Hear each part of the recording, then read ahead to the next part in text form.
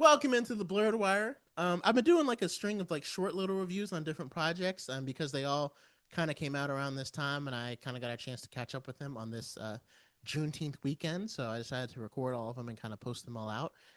So next up, I'm doing Punisher, the one-shot special called One Last Kill. And only thing I can really say is like the title is hugely misleading because I don't know who the last kill is supposed to be, but clearly he's still operating. So, like, I was expecting it to be like him hunting someone down, like specifically, but instead it was about him getting hunted down, and maybe it was like a irony thing. But like, to me, if they wanted to wrap up Punisher's storyline, this would be something that comes out at the end of the year after he's in Brand New Day. But instead, it came out before it, and so we know that well, he's not ending, and it kind of just again major spoilers. It kind of just ended with him taking on the Punisher mantle once again, which he already did. Like at the end of season two, he was kind of considering retiring from being the Punisher, but he had fully embraced it and the narrative that he was going to go with being the Punisher. And so this like one shot special, he's clearly still punishing in Daredevil Born Again season one, clearly still punishing at the beginning of this, and clearly still punishing in Spider Man. So I don't know why I call it one last kill. I think honestly, you're like the goal of this is not to further Punisher's story. It's just to watch Frank Castle kill a bunch of people that are trying to kill him. So you don't really have to worry about the moral ambiguities as much. Um, so yeah, it's just kind of an action fest. And I mean, it doesn't mean that it's bad, but I think if you're looking for something that like expands narrative and carries a storyline, like it's very different than Punisher season 1 and 2 because those has interweaving storylines. And again, this is a one shot. It's not a one shot, a special presentation. So like a special presentation on. It's kind of like a short movie almost. I mean, it was like what 45 minutes or to 50 minutes. Um, so obviously not as long as a movie, but longer than an episode, but not as long as a whole season of something. So you just kind of end up with it like, yeah, Frank Castle just killed a lot of people. Now the action was cool, and a lot of the one shots were absolutely fantastic. Um, I think it's just hard to kind of take much away from it other than that, and maybe that's kind of like the expectation.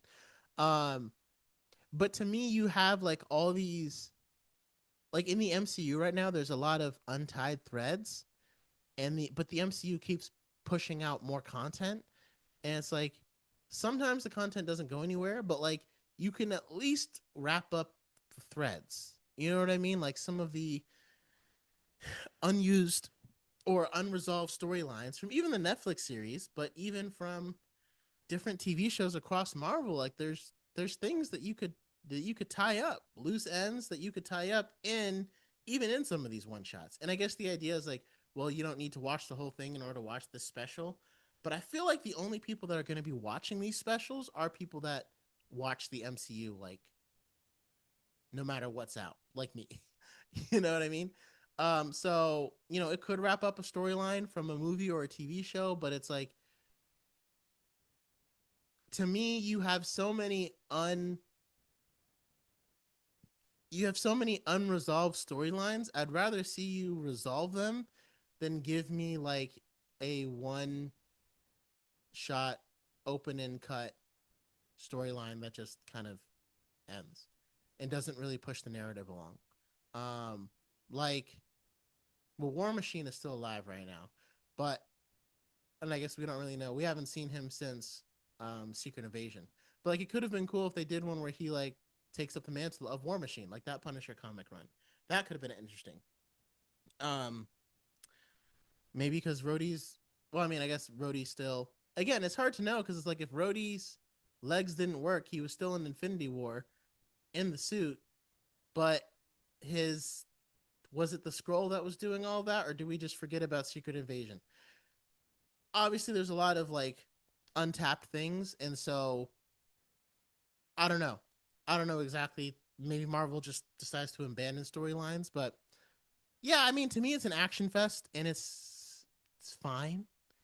But I like stories. I like stories that continue the narrative. And other than Frank Castle reassuring himself that he's Punisher, which is not something that we doubted. I also watched the second season of Punisher more recently, so maybe it's a little bit different from me because it came out in like 2017 or 2019, but I just watched it like last year. So like to me, this just kind of feels like season two all over again.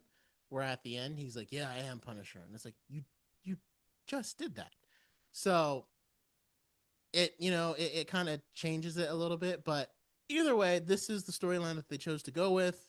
Um, Again, to me, I enjoyed it for the action, but to me, like when you've got so many untied threads, like why give us and you want to give us more content, why not tie up the threads instead of just giving us like there's something to be said about a self-contained story, but there's also something to be said about tying up the loose threads.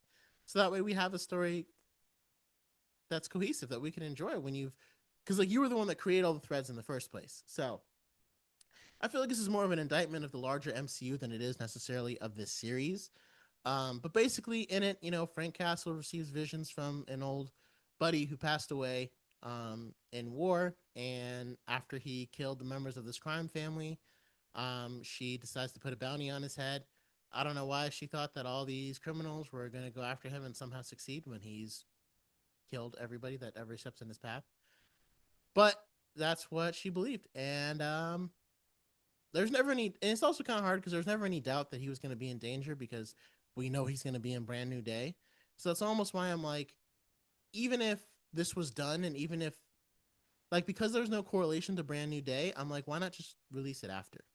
Like if we got this in September, I think it would have been fine, especially because we have Daredevil Born Again season two. So I'm just kind of surprised that it ended up coming out now, and I think that kind of hurt the impact of it because if it's called One Last Kill and it's after Brand New Day, maybe we do wonder if Frank Castle is going to die. Now, unless Frank Castle is going to die in Brand New Day, maybe that's a little bit. But I think he should probably, if he loses his life, it probably should be in his own thing. So I guess we'll see. If you saw it or if you want to see it, let me know your thoughts on One Last Kill. Again, not much to move the storyline along or to talk about really. It's just Frank going on a murderous rampage of people trying to kill him, so he just kills them all first. And obviously he's very good at it, and the action is very good, and it's choreographed very well, and we come to appreciate that. But Marvel has also given us action with story because each thing kind of builds on itself. Like the action in this was just as good as Civil War, but Civil War gave us a storyline to build on. I don't really know if this did. So let me know your thoughts on it, and thank you again for joining me on the Blurred Wire. Until next time.